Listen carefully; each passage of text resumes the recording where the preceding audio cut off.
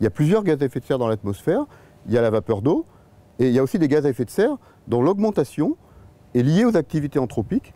En principe, le CO2, le dioxyde de carbone, le méthane, CH4, et l'oxyde nitreux, le N2O.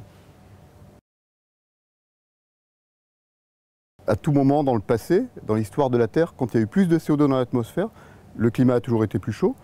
Et inversement, quand il y avait moins de CO2, par exemple lors du dernier maximum glaciaire, à ce moment-là, la température était plus froide. Mais ce qui se passe est un petit peu inouï ou très nouveau par rapport à l'histoire de la Terre, parce que, en fait, depuis le début de la révolution industrielle, en 1750, l'homme a utilisé du carbone fossile et le CO2 a augmenté de 40% par rapport au niveau pré-industriel dans l'atmosphère. Et on a atteint un niveau de CO2 qui est inégalé depuis les derniers millions d'années. L'augmentation du CO2, elle est principalement liée au fait que l'homme puise dans des réserves de carbone fossile, qui sont dans l'écorce terrestre, du charbon, du pétrole, du gaz naturel.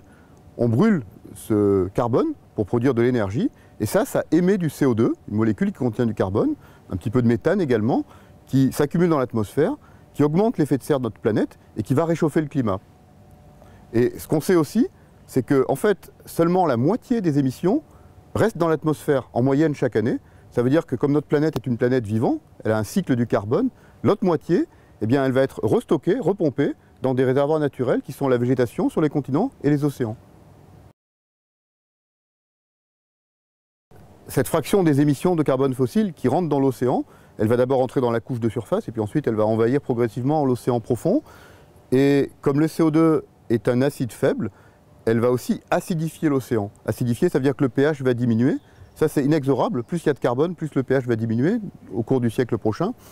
Et qu'est-ce que ça a comme conséquence? En fait, on ne connaît pas très bien les conséquences, mais ça a des conséquences pour la biologie marine, et en particulier pour les organismes qui forment des squelettes en carbonate.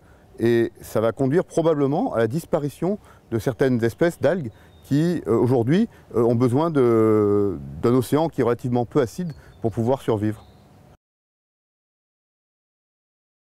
Pour estimer les émissions, d'abord il faut des inventaires de la quantité de carbone fossile qui est utilisée. Et ça, ce n'est pas les climatologues qui les font, ce sont les États, les compagnies pétrolières. Et ensuite, il faut savoir où et comment le carbone s'absorbe dans les océans et sur la végétation. Dans l'océan, on sait faire des mesures dans l'eau, et on a vu effectivement, au cours de mesures répétées par des bateaux qui vont au même point de l'océan, que la quantité de carbone qui est présente dans l'océan a augmenté. C'est l'inventaire de carbone océanique qui change. Dans la végétation, c'est beaucoup plus difficile parce que c'est un réservoir qui est beaucoup plus difficile à mesurer directement. Et donc là, on fait des mesures à l'échelle locale sur des forêts. On utilise des modèles également. Et on utilise aussi des mesures sur des réseaux atmosphériques pour essayer de comprendre quelles régions du monde, sur les continents, absorbent, voire émettent du CO2.